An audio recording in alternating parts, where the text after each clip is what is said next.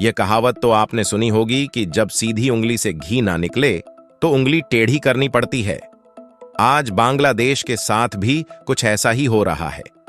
पहले बांग्लादेश ने अकड़ दिखाते हुए कहा कि वह भारत से बिजली का भुगतान नहीं करेगा और नेपाल से बिजली ले लेगा, लेकिन अब वही बांग्लादेश अडानी ग्रुप का पैसा लौटा रहा है और भारत से बिजली खरीदने का वादा कर रहा है।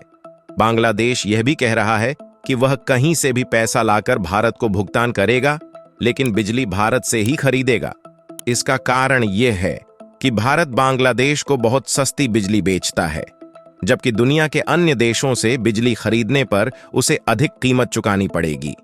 इसीलिए बांग्लादेश अब भारत के सामने झुक चुका है।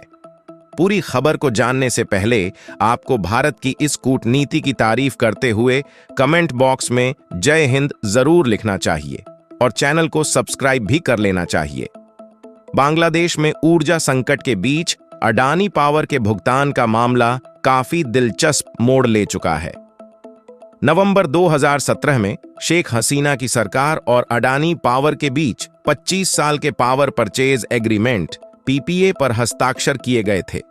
इस समझौते के तहत अडानी पावर का गोड्डा स्थित पावर प्लांट बांग्लादेश को 100% बिजली निर्यात करता है, जो देश की कुल ऊर्जा मांग का 10% पूरा करता है। बांग्लादेश में जब सरकार का सत्ता परिवर्तन हुआ और बिजली संकट गहराया, तब अडानी पावर को भुगतान में देरी होने लगी।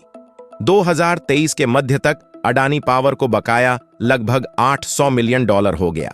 इस स्थिति में अडानी समूह ने सरकार के सलाहकार मोहम्मद यूनुस को पत्र लिखकर हस्तक्षेप की मांग की, ताकि भुगतान की प्रक्रिया तेजी से शुरू हो सके। बांग्लादेश विद्युत विकास बोर्ड पीडीबी ने अडानी पावर को अगस्त से सितंबर 2023 के बीच $29,50,000 का आंशिक भुगतान किया। हालांकि अभी भी पूर्ण भुगतान नहीं हो पाया है, जिसका कारण विदेशी मुद्रा भंडार में गिरावट बताया गया है। बांग्लादेशी अधिकारियों ने संकेत दिया है कि बकाया राशि धीरे धीरे चुकाई जाएगी। गोड्डा प्लांट से हर महीने 90 से $100 मिलियन के बिजली बिलों का भुगतान किया जाता है, जिससे यह बांग्लादेश की ऊर्जा आपूर्ति का महत्वपूर्ण हिस्सा बना हुआ है।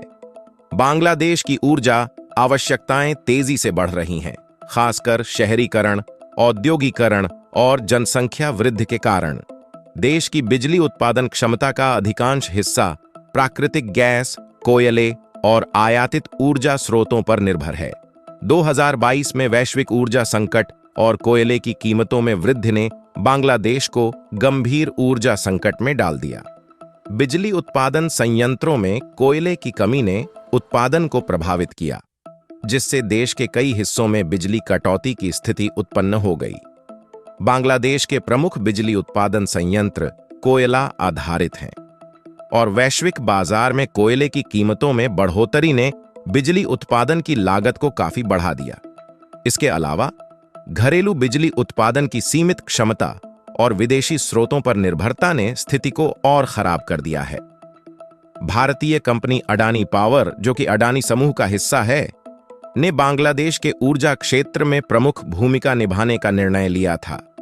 अडानी पावर ने बांग्लादेश को बिजली आपूर्ति करने के लिए एक अनुबंध किया था, जिसमें झारखंड के गोड्डा में स्थित कोयला आधारित पावर प्लांट से बिजली की आपूर्ति होनी थी। यह अनुबंध 1496 मेगावाट की बिजली आपूर्ति के लिए था, जिसे बांग्लादेश पावर डेवलपमेंट बोर्ड बीपीडीबी ने स्वीकार किया था। यह पावर प्लांट बांग्लादेश की ऊर्जा आवश्यकताओं को पूरा करने के लिए महत्वपूर्ण साबित हो सकता था, लेकिन इसमें वित्तीय समस्याओं के कारण कई चुनौतियां आईं। वैश्विक बाजार में कोयले की कीमतों में वृद्धि के कारण अडानी पावर ने बीपीडीबी से अपने बकाये का भुगतान करने की मांग की थी। अडानी पावर के अनुसार बीपीडीबी ने उनके द्वारा सप्लाई की गई बिजली के लिए बकाया चुकाने में देरी की थी। बांग्लादेश सरकार के पास अडानी पावर को भुगतान करने के लिए विदेशी मुद्रा भंडार में कमी आ रही थी। इससे देश की आर्थिक स्थिति भी कमजोर हो रही थी। अडानी पावर के बकाये का भुगतान न होने के कारण दोनों पक्षों के बीच विवाद की स्थिति बन रही थी। बकाया राशि लगभग $800 मिलियन की थी, जिसे बीपीडीबी ने अभी तक चुकाया नहीं था। अडानी पावर ने बांग्लादेश सरकार से जल्द भुगतान करने का अनुरोध किया ताकि बिजली की आपूर्ति निर्बाध रूप से चलती रहे। इस वित्तीय संकट ने बांग्लादेश के ऊर्जा क्षेत्र में एक अनिश्चितता पैदा कर दी थी, जिससे उद्योगों और घरेलू उपभोक्ताओं को भी कठिनाइयों का सामना करना पड़ रहा था। बांग्लादेश सरकार ने इस स्थिति को समझते हुए अडानी पावर का बकाया चुकाने की प्रक्रिया शुरू की। सरकार ने अडानी पावर को 29 करोड़ 50 लाख डॉलर की पहली किश्त का भुगतान किया, जिससे बिजली आपूर्ति बाधित न हो और बकाया राशि धीरे धीरे चुकाई जा सके। यह भुगतान बांग्लादेश की बिजली उत्पादन क्षमता को बनाए रखने और उसके उद्योगों को बिजली की निर्बाध आपूर्ति के लिए महत्वपूर्ण था। पारादीप बंदरगाह को नुमालीगढ़ से जोड़ने वाली 1635 किलोमीटर लंबी क्रूड ऑयल पाइपलाइन भी तब तक तैयार हो जाएगी। प्रधानमंत्री नरेंद्र मोदी और उनकी बांग्लादेशी समकक्ष शेख हसीना 18 मार्च को क्रॉस बॉर्डर ऑयल पाइपलाइन का उद्घाटन करेंगे।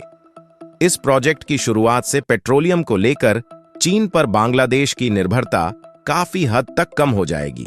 बांग्लादेश के विदेश मंत्री के अब्दुल मोमेन ने कहा कि पीएम शेख हसीना और उनके भारतीय समकक्ष नरेंद्र मोदी संयुक्त रूप से 18 मार्च को बांग्लादेश में डीजल परिवहन के लिए पहली सीमा पार तेल पाइपलाइन का उद्घाटन करेंगे।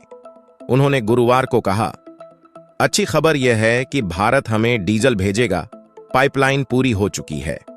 उन्होंने कहा कि दोनों प्रधानमंत्री 18 मार्च को वीडियो कॉन्फ्रेंसिंग के जरिए पाइपलाइन का उद्घाटन करेंगे। बांग्लादेश पेट्रोलियम कॉरपोरेशन (बीपीसी) के अधिकारियों के अनुसार भारत 130 किलोमीटर लंबी भारत बांग्लादेश मैत्री पाइपलाइन (IBFPL) के माध्यम से डीजल का निर्यात करेगा, जिसे भारतीय लाइन ऑफ क्रेडिट (LOC) से लगभग 3.46 अरब रुपए की लागत से बनाया गया है। प्रधानमंत्री नरेंद्र मोदी और बांग्लादेश की प्रधानमंत्री शेख हसीना ने भारत से बांग्लादेश तक बनने वाली क्रॉस बॉर्डर तेल पाइपलाइन का उद्घाटन किया। इस पाइपलाइन के जरिए भारत अब बांग्लादेश को डीजल का निर्यात करेगा, जो दोनों देशों के ऊर्जा संबंधों को और मजबूत करेगा। ये pipeline Bharat Bangladesh friendship pipeline (IBFP) के नाम से जानी जाती है, जिसकी लंबाई लगभग 130 किलोमीटर है। इसका निर्माण दोनों देशों के आपसी सहयोग से किया गया है और यह पश्चिम बंगाल के सिलीगुड़ी से बांग्लादेश के दिनाजपुर जिले के पार्वतीपुर तक डीजल की सप्लाई सुनिश्चित करेगी। यह पाइपलाइन भारत से बांग्लादेश को प्रतिवर्ष लगभग 1 मिलियन टन डीजल ट्रांसपोर्ट करने की क्षमता रखती है। डीजल की इस आपूर्ति से बांग्लादेश की ऊर्जा जरूरतों को पूरा किया जाएगा और वहां के विकासशील उद्योगों को समर्थन मिलेगा।